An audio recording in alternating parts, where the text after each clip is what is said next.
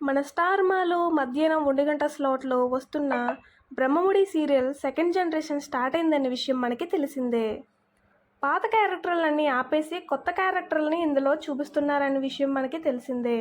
మరి కావ్య కూతురు ఇందుగా, అప్పు కూతురు నందుగా వస్తున్నారనే విషయం మనకి తెలిసిందే. చిన్న స్వరాజ్ పెద్ద స్వరాజ్ అయ్యి రాజ్ అండ్ కావ్య మాత్రమే మళ్ళీ ఇందు రాజుగా అయితే రాబోతున్నారనే విషయం మనం ప్రోమో చూశాక తెలుసుకున్నాం. మరి నెక్స్ట్ జనరేషన్కి రేఖా క్యారెక్టర్లో కూడా కొత్త యాక్ట్రెస్ రాబోతుందని ప్రోమోలో అయితే చూపించారు. మరి ఆవిడ ఫేస్ చూసాక మీకు ఏమైనా గుర్తొచ్చిందా? ఈ యాక్ట్రెస్ ఫేస్ మీరు బాగా గమనించినట్టయితే మీకు పవర్ఫుల్ విలన్ ఒకరు గుర్తొస్తారు. అదేనండి, ఇంటింటి గృహలక్ష్మి సీరియల్లో విలన్గా నటించిన లాస్య అనే క్యారెక్టర్ ఒక పవర్ఫుల్ విలన్ అని మనం చెప్పుకోవచ్చు.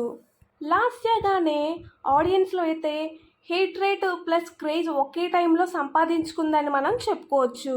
మరి లాస్యగా ఇంట్లో వాళ్ళందరినీ టార్చర్ చేసిన ప్రశాంతి యాక్ట్రెస్ ఇప్పుడు బ్రహ్మముడిలో ఎంటర్ కాబోతుందనే విషయం మనం ప్రోమో చూసాక స్పష్టంగా తెలుసుకున్నాం. మరి ఈవిడ ఎంట్రీతో బ్రహ్మముడి డైరెక్షన్ మొత్తం చేంజ్ అవ్వబోతుందా?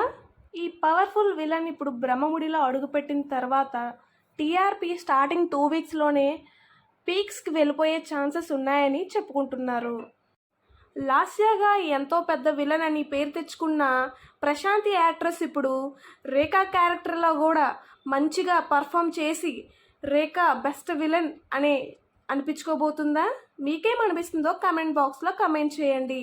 మరి ఈవిడ పర్మనెంట్గా రేఖా క్యారెక్టర్లో ఉండబోతుందా, లేకపోతే టెంపరీగానే ఒక కొన్ని మంత్స్ తీసుకొని మళ్ళీ తీసేస్తారా ఏంటా అనేది మనం అప్కమింగ్ ఎపిసోడ్స్లో చూసే అవకాశాలు అయితే ఉంటాయి. ప్రోమోలో చూసిన దాని ప్రకారం చూస్తే రేఖా క్యారెక్టర్ నెక్స్ట్ లెవెల్ అని మనం చెప్పుకోవచ్చు. మరి డైరెక్టర్ కానీ స్ట్రాంగ్గా కానీ రేఖా క్యారెక్టర్ రాస్తే మాత్రం టీఆర్పీ నెక్స్ట్ లెవెల్కి వెళ్ళిపోయి ఫ్యాన్ బేస్ అయితే ఇంకా ఎక్కువ అయ్యే ఛాన్సెస్ అయితే ఉంటాయని మాట్లాడుకుంటున్నారు. చాలామంది రుద్రాణియే మళ్ళీ రేఖా క్యారెక్టర్లో వస్తుందని ఇంతవరకు అనుకున్నారు. మనం ఒకటి ఎక్స్పెక్ట్ చేస్తే ఛానల్ ఇంకోటి మనకి రిటర్న్లో ఇవ్వబోతుందని ఇంకోసారి ప్రూవ్ చేసింది. మరి రుద్రాణి గారే రాబోతున్నారని ఇంతవరకు మనం ఎక్స్పెక్ట్ చేస్తున్నాం రేఖా క్యారెక్టర్లో, కానీ కొత్త యాక్ట్రెస్ని అయితే ఇప్పుడు దించింది.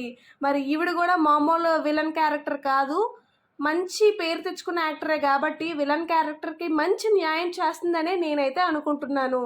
మరి ఈ వీడియో మీకు యూస్ఫుల్ అనిపిస్తే లైక్ చేయండి, షేర్ చేయండి. మరెన్నో అప్డేట్స్ కోసం మన ఛానల్ని సబ్స్క్రైబ్ చేసుకోండి. Thank you.